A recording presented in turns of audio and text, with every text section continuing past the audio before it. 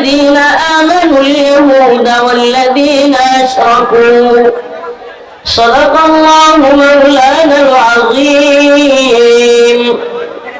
وصدق رسوله النبي الكريم ونحن على ذلك من الشاهدين والشاكرين والحمد لله رب العالمين দারুন নাজাত আল ইসলামিয়া মাদ্রাসা বালক বালিকা শাখার উদ্যোগে আয়োজিত ছাত্রদের পাগড়ি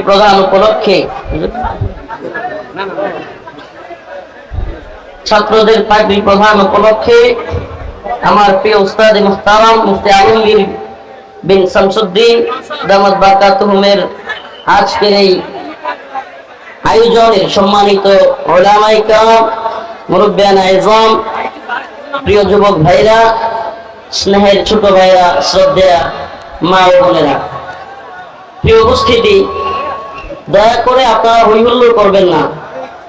অনেক লোক হওয়ার কারণে এবং সংকীর্ণ জায়গা, যদিও জায়গাটা মোটামুটি বড়ই, কিন্তু শিল্প এলাকা হওয়ায়, প্রচুর লোক হওয়ায় জায়গা দেওয়া খুবই মুশকিল।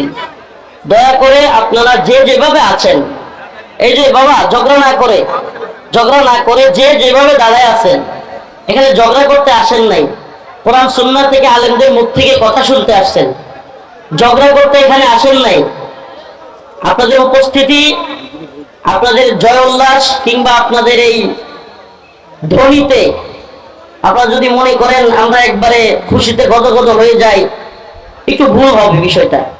আপনাদের এই ঈমানি চেতনা বা জজবা দেখে যেমন খুশি হই, তেমন আফসোসও লাগে যে এই পাশেই ছিলাম, একেবারে পাশে। এই মাইকের আওয়াজ, আমি যেখানে ছিলাম 32টা মাস মাইকের আওয়াজ ওখানে যাচ্ছে। তো আমরা জানি যে দিন শেষে দিনের জন্য জুলুমের শিকার হলে পাশে কেউ থাকে না, এটা আমরা জানি। অতএব আপনাদের এই আয়োজন, আপনাদের এই জজবা কিংবা আপনাদের এই অমুক হুজুর আসছে, অমুক হুজুরের আগমন, এটা যদি আল্লাহর জন্য হয় তাইলে আলহামদুলিল্লাহ, আর যদি ব্যক্তির জন্য হয় ফায়দা নেই, এটা মনে রাখবেন। দীর্ঘদিন এখানে ছিলাম, এখানে শুধু আমি না, বাংলাদেশের সবচাইতে বড় আলেমরাও এখানে ছিলেন। আমি নাম বললে নামের লিস্টটি বড়, একেবারে অনেক বড় হবে। আল্লাহ পাক যেন নতুন করে আর স্বৈরাচার বা জালেম এদেশে তৈরি না করেন। আমি আয়াতে কারিমা তিলাওয়াত করেছি, খুবই সংক্ষিপ্ত কথা বলবো, কিন্তু চেষ্টা করব কিছু গুরুত্বপূর্ণ কথা বলার জন্য আপনাদের সামনে। উচিত তো অনেক কথা বলা, সোয়েটার ফ্যাক্টরি, গার্মেন্টস ফ্যাক্টরি, এই সব জায়গায় কি কি সমস্যা এবং তার করণীয় কি, এসব নিয়ে কথা বলা উচিত, কিন্তু এগুলো নিয়ে কথা বলবার সময় নেই। জাতীয় আন্তর্জাতিক ইস্যুগুলোর কারণে এই সমস্ত বিষয় নিয়ে কথা বলবার সময় পাচ্ছি না। বাকি কথা হবে মা বোনদেরকে পর্দায় রাখা এবং এই শিল্পাঞ্চলগুলোতে গালাগালি, যারা সিনিয়র আছে তাদের জুনিয়রদের প্রতি গালাগালি, এগুলো বন্ধ হওয়া দরকার। এবং মা বোনদের অবাধে চলাচল এবং অবাধে আল্লাহ মাফ করে যৌন মিলন এবং বিবাহ বহির্ভূত সম্পর্ক, এগুলো বন্ধ হওয়া উচিত। এই দুইটা কথা খুলাসা মুখতাসার কথা বললাম। এই সমস্যাগুলো বেশি শিল্পাঞ্চলগুলোতে। যাই হোক, মূল কথায় ফিরে আসি। যেই কথাগুলো জাতীয় এবং আন্তর্জাতিক, যেই কথাগুলো আমাদের খুবই মনোযোগ সহকারে শোনা এবং জানা উচিত, এবং এই কথাগুলো শুধুমাত্র আপনাদের উদ্দেশ্যে নয়, এই মিডিয়ার মাধ্যমে আমার গোটা জাতির কাছে পৌঁছানো খুবই জরুরি। কেন জরুরি? আজকে আমরা তথাকথিত গণতান্ত্রিক সেকুলার দলগুলো তো আছেই, অনেক ইসলামিক দলগুলোর কিংবা এই রাষ্ট্রের দায়িত্বশীলদের অনেকদের মধ্যে আমরা প্রকৃতপক্ষে দেশের প্রতি ভালোবাসা কিংবা ইসলাম এবং ঈমানের প্রতি ভালোবাসা খুবই কমই দেখতে পাই। এটা আমি খুব ভালো করে জেনে শুনে এদেশের সকল রাজনৈতিক অরাজনৈতিক বড় ছোট দলগুলোর শীর্ষস্থানীয় নেতৃবৃন্দের সাথে কথা বলে এবং এদের সাথে বসে বুঝে শুনে তারপরে দায়িত্ব নিয়ে আমি কথাগুলো বলছি। বুঝে শুনে বলতেছি,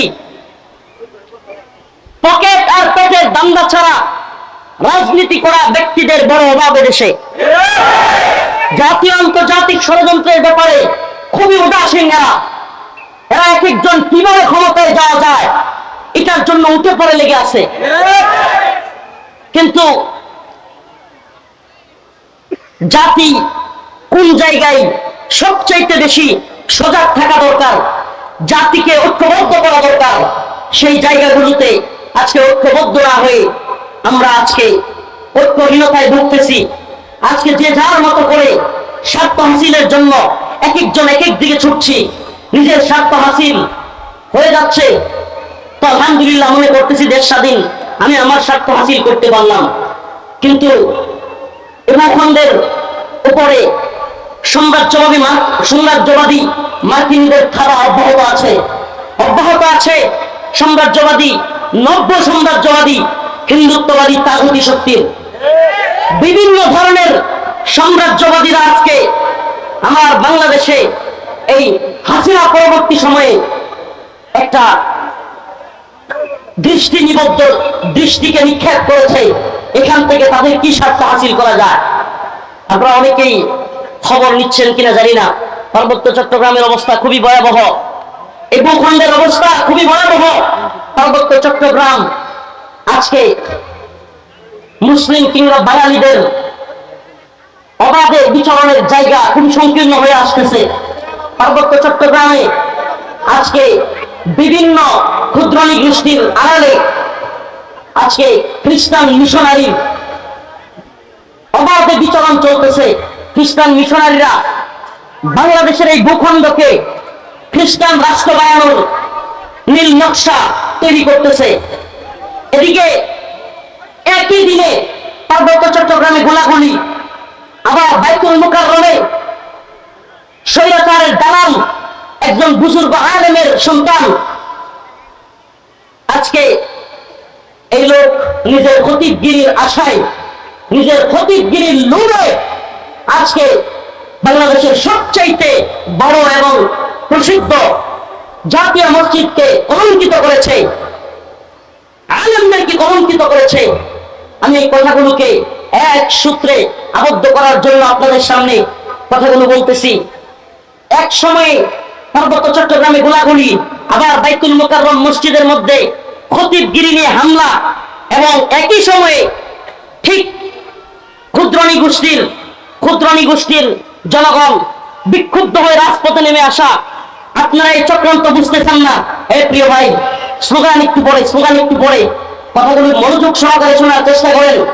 একই সময়ে পার্বত্য চট্টগ্রামে গোলাগুলি, একই সময়ে বাইতুল মুকাররমে খতিবগিরি নিয়ে মারামারি, আবার পার্বত্য চট্টগ্রামের ক্ষুদ্রনী গোষ্ঠী রাস্তায় নেমে আসা, তারা আন্দোলন মুখর হয়ে যাওয়া, এবং তারা শান্তি চায় কিন্তু সেনা মোতায়েন চায় না। আশ্চর্যের বিষয়, শান্তি চায় কিন্তু কি চায় না? সেনা মোতায়েন চায় না। এই ধরনের কথা বলে ওই জায়গাটাকে আমার আপনার ইসলামের ভূমি এই ভূখণ্ড থেকে পৃথক করবার যেই ষড়যন্ত্র চলছে আছে, আমরা সেই ব্যাপারে খবরই নেই। যেই ব্যাপারে আমাদের দৃষ্টি নিবদ্ধ রাখার কথা ছিল, যেটা আল্লাহ রাব্বুল আলামিন নিজে কোরআনে শত শত বছর আগে জানাই দিয়েছেন, লাতাজিদান্না শাদ্দান নাসি আদাওয়াতান লিল্লাযিনা আমানুল ইয়াহুদা ওয়াল্লাযিনা আশরাকু, লাতাজিদান্না শাদ্দান নাসি আদাওয়াতান লিল্লাযিনা আমানুল ইয়াহুদা ওয়াল্লাযিনা আশরাকু। আল্লাহ পাক সুস্পষ্ট বলেছেন, তোমরা মানুষদের মধ্যে সবচাইতে বেশি মুসলিমদের, মুমিনদের শত্রু হিসেবে আদাওয়াত, শত্রুতা পাবে। আশাদ্দান নাস আদাওয়াতান লিল্লাযিনা আমানুল ইয়াহুদ ওয়াল্লাযিনা আশরাকু। এদের এক দলের নাম হলো ইহুদি, আরেক দলের নাম হলো মুশরিক। একটু ধৈর্য সহকারে একটু মিলায় দেখেন। এবার ফিলিস্তিনে মুসলমানদের উপর ভয়াবহ নির্যাতন করতেছে এই লোকগুলো কারা? ইহুদি। গোটা পৃথিবীতে সবচাইতে বেশি মুসলিমরা নির্যাতিত দুইটা অংশে, একটা ফিলিস্তিন আর একটা কাশ্মীর। তো বলেন, কাশ্মীরে নির্যাতন করতেছে কারা? মুশরিক। আর ফিলিস্তিনে নির্যাতন করতেছে কারা? ইহুদি। আল্লাহ পাক জানায়া দিচ্ছেন, অন্য এক আয়াতে আল্লাহ পাক রব্বুল আলামিন বলেন, ইয়া আইয়ুহাল্লাযীনা আমানু লা তাত্তাখিযুল ইয়াহুদা ওয়ান নাসারা আউলিয়া বা'দুহুম আউলিয়াউ বা'দ ওয়া মান ইয়াতাওয়াল্লাহুম মিনকুম ফাইন্নাহু মিনহুম ইন্নাল্লাহা লা ইয়াহদিল কওমাজ যালিমিন। আল্লাহ পাক সুস্পষ্ট বলতেছেন, হে মুমিনরা, লা তাত্তাখিযুল ইয়াহুদা ওয়ান নাসারা আউলিয়া, তোমরা ইহুদি খ্রিস্টানদেরকে বন্ধু বানায়ো না। বর্তমান ইসরায়েলকে আল্লাহ পাক সুস্পষ্ট কোরআনের ভাষায় বলতেছেন, বর্তমান ইসরায়েলকে বন্ধু বানায়ো না, আমেরিকাকে বন্ধু বানায়ো না। আল্লাহ পাক আমেরিকাকে বন্ধু বানানোর কথা নিষেধ করতেছেন, সুস্পষ্ট বলেন ইহুদি এবং খ্রিস্টানদেরকে বন্ধু বানায়ো না। আর যদি তোমরা মনে করো তোমরা ইসলামিক রাজনীতি করো, আমেরিকা তোমাদের প্রতি খুশি, তোমরা খুব খুশি হয়ে গেছো, আমেরিকা আমাদেরকে দেখতে পারে, তাইলে মনে রাখবা আল্লাহ পাকের ওই আয়াতের ঘোষণা শোনো, ওয়ালান তারদা আনকাল ইয়াহুদু ওয়ালান নাসারা হাত্তা তাত্তাবিআ মিল্লাতাহুম। ওয়ালান তারদা আনকাল ইয়াহুদ ওয়ালান নাসারা, ইহুদি খ্রিস্টানরা কখনোই তোমাদের প্রতি রাজি খুশি হবে না। লান তারদা হাত্তা তাত্তাবিআ মিল্লাতাহুম, যতক্ষণ না তোমরা তাদের দলের মতো হয়ে যাবে। যখন মনে করবে যে হ্যাঁ এরা আমাদের জন্য নিরাপদ, তখনই এরা রাজি খুশি হবে, এর আগে না। প্রিয় ভাই, প্রিয় হাজিরিন, আল্লাহ পাক যেখানে সুস্পষ্ট জানিয়ে দিচ্ছেন ইহুদি খ্রিস্টানরা মুসলমানদের বন্ধু নয়, মুশরিকরা মুসলমানদের বন্ধু নয়, আমাদেরকে কেউ কেউ কূটনীতি শিখাতে আসে, কেউ কেউ পররাষ্ট্রনীতি শিখাতে আসে। আমরা বলি পররাষ্ট্রনীতি আমরা বুঝি, কূটনীতি আমরা বুঝি, কিন্তু কূটনীতির নামে, পররাষ্ট্রনীতির নামে বাংলাদেশে আবার যদি কেউ হিন্দুত্ববাদী ব্রাহ্মণ্যবাদী তাগুতি ইন্ডিয়ার বন্ধুত্বের আশা করে ক্ষমতায় আসবার চেষ্টা করে, তবে আমরা তার ভাঙা জবাব দিব। হিন্দুত্ববাদী ভারতকে বন্ধু বানায় কেউ ক্ষমতায় আসবার চেষ্টা করবে, আমরা তার অবশ্যই দাঁত ভাঙা জবাব দেব। এই হিন্দুত্ববাদীরা মুসলিমদের বন্ধু হতে পারে না। এই হিন্দুত্ববাদীদের প্রতিরক্ষা মন্ত্রী আজকে হুমকি দেয় যে বাংলাদেশের ব্যাপারে আমাদেরকে, আমরা সেনাবাহিনীকে বলেছি বাংলাদেশের ব্যাপারে সতর্ক অবস্থান রাখার জন্য, যুদ্ধের জন্য প্রস্তুত থাকার জন্য। আপনি কল্পনা করতে পারেন তারা আমাদেরকে হুমকি দেয়, ধমকি দেয়। আপনি দেখবেন যখনই ভারতের কেউ, ভারতের সরকারের দায়িত্বশীল কেউ হুমকি ধমকি দেয়, আপনারা দেখবেন আমাদের দেশের রাজনৈতিক দলের নেতাদের কণ্ঠ একটু পরিবর্তন হয়ে যায়। এটাতে কি প্রমাণ করে? এটাতে এটাই প্রমাণ করে রাজনৈতিক দলগুলোর নেতারা ভারতকে মোকাবেলা করার মতো ইমানি হিম্মত রাখে না। মনে রাখবেন এটা মুসলিমদের ভূখণ্ড। আল্লাহ পাক যেখানে বলেছেন কাল্লাম ফিয়াতিন কালিলা গালাবাত ফিয়াতিন কাসীরাতান বিইذنিল্লাহ, আল্লাহ পাক বলেছেন যদি ইমানি শক্তিতে বলিয়ান হয়, আল্লাহর উপর আস্থা এবং বিশ্বাসে বলিয়ান হয়, ছোট্ট দল কেউ আমি আল্লাহ গালাবাত ফিয়াতিন কাসীরাতান বিইذنিল্লাহ, বড় বড় দলের বিরুদ্ধে আমি আল্লাহ বিজয় দান করেছি। তাহলে আমাদের ভয় কিসের? আমাদের ভয় পাওয়ার কারণ আছে? কথা বলেন, ভয় পাওয়ার কারণ আছে? আমাদের পররাষ্ট্রনীতি, কূটনীতি সব আমরা বুঝি, কিন্তু ইসলাম প্রশ্নে, ঈমান প্রশ্নে, রাসূলুল্লাহ সাল্লাল্লাহু আলাইহি ওয়াসাল্লামের আদর্শের প্রশ্নে আমরা আপোষ করতে রাজি নই। আমরা আবারও বলছি, বাণিজ্যিক সম্পর্ক প্রতিবেশী আছে, উল্টায় ফেলা সম্ভব না। প্রতিবেশী আছে, কি করা সম্ভব না? প্রতিবেশীকে চেঞ্জ করা এত সহজ না।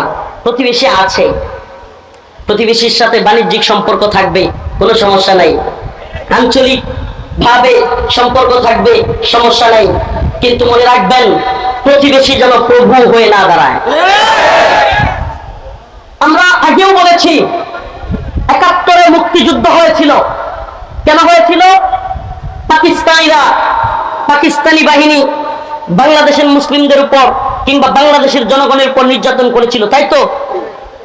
তো পাকিস্তানিদেরকে এদেশের মানুষ পাকিস্তানের প্রভুত্ব মানে নাই, পাকিস্তানের দেশের মানুষের উপর জুলুম করেছিল মানে নাই। ১৫-১৬ বছর কিংবা বলতে পারেন বিগত বাংলাদেশ স্বাধীন হওয়ার পর থেকে ৫০-৫২ বছর ভারত আমাদের উপরে প্রভু হিসেবে বসেছিল। নাউজুবিল্লাহ। যদিও ইমানদারদের প্রভু নয়, এগুলো হলো তথাকথিত ভারতের চাপায়া দেওয়া কিছু পুতুল সরকারের প্রভু। আমাদের প্রভু আল্লাহ। আমাদের প্রভু কে? আমাদের প্রভু আল্লাহ। কিন্তু এদের প্রভু হিসেবে বসেছিল। সুবহানাল্লাহি ওয়া বিহামদিহি। তরুণ যুবকরা জাগ্রত হয়ে 2024 সালের 5ই আগস্ট হাসিনার পতনের মধ্য দিয়ে জানায় দিয়েছে এদেশ পাকিস্তানের প্রভুত্ব মানে নাই, ভারতের প্রভুত্ব মানবে না। কিন্তু যদি নতুন করে ভারত গেল, পাকিস্তান গেল, আমেরিকা যদি প্রভু সাজবার চায়, এদেশের মুসলমান কি ওইটা মেনে নিবে? এটা মেনে নিবে? আমেরিকা যদি স্বপ্ন দেখে যে বাংলাদেশে এখন আমরা আধিপত্য বিস্তার করব এবং বাংলাদেশের বর্তমান সরকার আমাদের পক্ষে থাকবে এবং তাদেরকে দিয়ে আমরা যা তা করব, মনে রাখবেন আমি এই 2024 সালে হাসিনা পতনের মধ্য দিয়ে যতটুকু খুশি হয়েছি তার চাইতেও অনেক বেশি আমার ভালো লেগেছে এবং খুশি হয়েছি। হাসিনা যাওয়ার চাইতেও বেশি খুশি হয়েছি এই বাংলাদেশের যুবক তরুণেরা বন্দুকের নলার সামনে বুক পাতে দিতে শিখছে। এটা আমার কাছে অনেক ভালো লেগেছে। এটা আমাদেরকে ঈমানি চেতনাকে আরো ব্যবহার করবার শিক্ষা দেয় এবং এই বুলেটের সামনে পরিচালনা করবার যে শিক্ষা, এটা আমাদেরকে বলে দেয় আগামী দিনে বাংলাদেশে পাকিস্তানের দালালি জঙ্গিভাবে চলে নাই, ভারতের দালালি জঙ্গিভাবে টিকে নাই, আমেরিকা কিংবা কোন সাম্রাজ্যের দালালি এদেশে টিকতে পারে না। ক্ষমতার বাগবাটোয়ারা করবেন, আমরা ক্ষমতার পাগল নই। আমাদের একটাই আশা, আমাদের একটাই স্বপ্ন, এলা এ কালিমাতুল্লাহ। আমাদের স্বপ্ন একটাই। এই তন্ত্রমন্ত্র দিয়ে আমরা কোনো আশা দেখি না। আমরা জানি হাসিনা সরকারের অধীনে এই জাতি জঙ্গিভাবে হতাশ হয়েছে। আমরা এটাও জানি এই সরকার দিয়েও মানুষ হতাশ হবে, তারপরে সরকার দিয়েও মানুষ হতাশ হবে, কারণ তন্ত্রমন্ত্রের সরকার দিয়ে ন্যায় ইনসাফ প্রতিষ্ঠা হতে পারে না। এটা লিখে রাখেন, লিখে রাখেন। কোরআন সুন্নাহ অনুযায়ী রাষ্ট্র ব্যবস্থা ব্যতীত, ইসলামী খিলাফত ব্যতীত, ইসলামী শরিয়া ব্যতীত মুসলমানদের শান্তি প্রতিষ্ঠা হতে পারে না। এটা লিখে রাখেন। তো আমরা জানি, কিন্তু আমরা হতাশ হবার নই, আমরা হতাশ হবার নই। আমরা তো বলতে চাই এদেশে যদি কেউ মাওসেতুংয়ের মতবাদের স্বপ্ন দেখে, লেনিনের মতবাদের স্বপ্ন দেখে, এদেশে যদি কেউ আব্রাহাম লিঙ্কনের মতবাদের প্রতিষ্ঠার স্বপ্ন দেখে, তবে আমরাও খিলাফার স্বপ্ন দেখি, আমরা শরিয়ার স্বপ্ন দেখি। তুমি তোমারটা যদি বলতে পারো, আমারটা কেন বলতে পারো? তোমারটা বলার স্বাধীনতা থাকলে আমারটা বললে তুমি জঙ্গিবাদ বলবা, আমিও তোমাকে বলবো তুমি আমেরিকা ইন্ডিয়ার দালাল।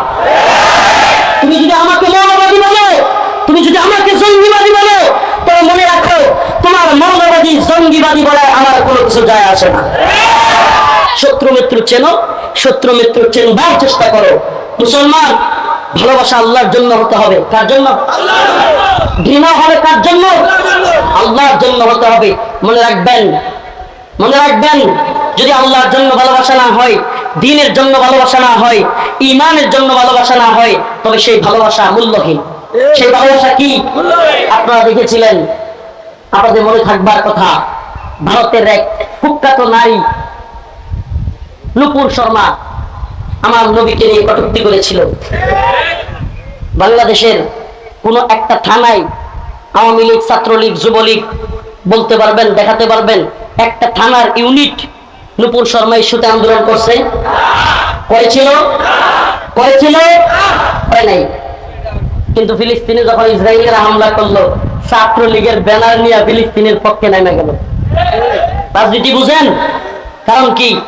কারণ হাসিনা সরকারকে আমেরিকা ফেলতে চাচ্ছে। কারা? এখন ইসরায়েলের পক্ষ নিয়েছে আমেরিকা। দুয়ে দুয়ে চার মিলাইতেছি, বুঝতেছেন? মানে ইসরায়েলের পক্ষ নিছে কারা? আমেরিকা। এখন ফিলিস্তিনের পক্ষ যদি আমরা নেই, আমরা কার বিপক্ষে গেলাম? আমেরিকার বিরুদ্ধে। কথা বুঝছেন নি? রাজনীতিটা কি সূক্ষ্মভাবে করছে? এটা কি ফিলিস্তিনের মুসলমানদের দরদ, নাকি ইসরায়েল এবং আমেরিকার বিরুদ্ধে যাওয়া?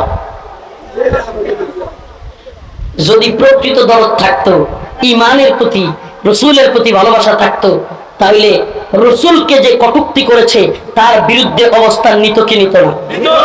ভারতের হওয়ার কারণে তাদের নেতারা বলে দিয়েছে সাবধান, ভারত ইস্যুতে আন্দোলনে নামা যাবে না। তাদের এক কুখ্যাত আব্দুল শয়তান, এটার নাম আব্দুল মুমিন, কিন্তু আমি বলি এটা আব্দুল শয়তান। মনে আছে পররাষ্ট্রমন্ত্রী আব্দুল শয়তানের নাম মনে আছে? এই আব্দুল শয়তান ভয়ঙ্কর একটা কথা বলেছিল, মিডিয়া যেটাকে ভয়ঙ্কর ভাবে দেখাইছে যে আমি ভারতবর্ষের সরকারকে বলেছি ভারতবর্ষের সরকার যেন হাসিনা সরকারকে ক্ষমতায় রাখে। মিডিয়া কিন্তু এটাই দেখাইছে, কি করছে? কিন্তু আরো ভয়ঙ্কর একটা কথা বলেছিল, সেটা হলো ভারতে একজন ভদ্র মহিলা, নাউজুবিল্লাহ, ভদ্র মহিলা একটা কথা বলে ফেলেছিল, আমরা বাংলাদেশে সেই ব্যাপারে আন্দোলন হতে দেয় নাই। বলছিল কি বলে নাই? আমাকে বলেন, আল্লাহর নবীকে নিয়ে কটূক্তি করেছে আর সে বলতেছে আমরা আন্দোলন হতে, আমরা মিডিয়ায় প্রচার হতে। কত বড় ভণ্ড দেখছেন এদের মনে। তাইলে রসুলের প্রতি ভালোবাসা আছে? ইসলামী শরিয়ায় একটা কথা খুব ভালোভাবে জেনে রাখেন, সমস্ত ইমাম একমত, সমস্ত ইমাম একমত, যদি কেউ রাসূলুল্লাহ সাল্লাল্লাহু আলাইহি ওয়াসাল্লামকে নিয়ে কটূক্তি করে ইসলামী শরিয়ায় তার একমাত্র শাস্তি হচ্ছে ওয়াজিবুল কতল।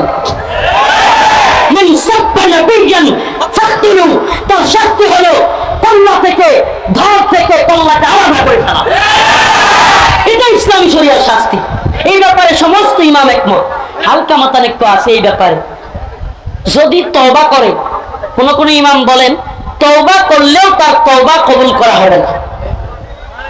আল্লাহ পাক আখিরাতে তাকে তওবা কবুল করে ক্ষমা করে দিতে পারেন, এটা আল্লাহর ইচ্ছা, কিন্তু দুনিয়ায় তার তওবা কবুল করা হবে। তাইলে আল্লাহর নবীকে কটূক্তি করেছে, এর চাইতে বড় ইস্যু কি হতে পারে? আমরা রাজনীতি বুঝি, আবারও বলতেছি রাষ্ট্রনীতিও বুঝি, আমরা বিশ্ব কি বলবে, বৈশ্বিক পরিস্থিতি কি, বিশ্ব মরণরা কি বলবে, এগুলো সব জানি। কিন্তু রসুলকে নিয়ে কেউ কথা বললে, কটূক্তি করলে, তখন রাজনীতি, অর্থনীতি, বহির্বিশ্ব এগুলো তাকায় দেখবার সময় আমাদের থাকে না। রসুলের ভালোবাসায় আজকে অনেকের খবরই নাই।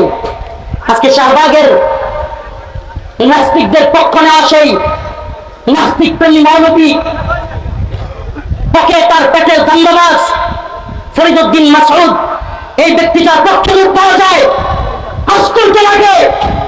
অথচ ইমানের দাবিতে রাসূলুল্লাহ সাল্লাল্লাহু আলাইহি ওয়াসাল্লামের ভালোবাসায় ব্লগার রাজীব, অভিজিৎ রায়, ফয়সাল আলী বিন দীপন, রাশিকুর রহমান বাবু সহ 13 সালে একের পর এক নবীকে নিয়ে কটূক্তিকারী এই নাস্তিক শায়তানগুলো যখন রসুলকে নিয়ে কটূক্তি করতেছিল, গালি দিতেছিল, আম্মাজানদের চরিত্র হানি করতেছিল, আমার কিছু ভাইরা তাদের বিরুদ্ধে দাঁড়ায় গেল, তাদের বিরুদ্ধে প্রতিবাদ করলো, ফেসবুক অনলাইনে লেখালেখি করলো। আজকে হাসিনা তো চলে গেল, কিন্তু আজও পর্যন্ত আমার সেই শায়তান বিরোধী ভাইগুলো, আমার সেই ইশকে নবীর দাবিতে আশিকে রাসূলগুলো এখনো এখানে বন্দী অবস্থায় বছর পর বছর পড়ে আছে। দেখলাম না একদিন, আজকে আপনি একজন সিনিয়র দলের এত বড় লিডার হয়ে আপনাদেরকে ভালোবাসি, তবুও কথাগুলো বলতে বাধ্য হচ্ছি। আজকে শাহবাগ প্রেমী ওই নাস্তিকদের পক্ষ অবলম্বনকারী এই কুখ্যাত ফরিদউদ্দিন মাসউদের পক্ষ নেন। ফরিদউদ্দিন মাসউদকে বাঁচানোর জন্য তাকে আল্লামা বানায় দিচ্ছেন। এই ব্যক্তিটা আল্লামা সাইদি রাহিমাহুল্লাহর ফাঁসি দাবি করেছিল, এই সেই কুখ্যাত ব্যক্তি।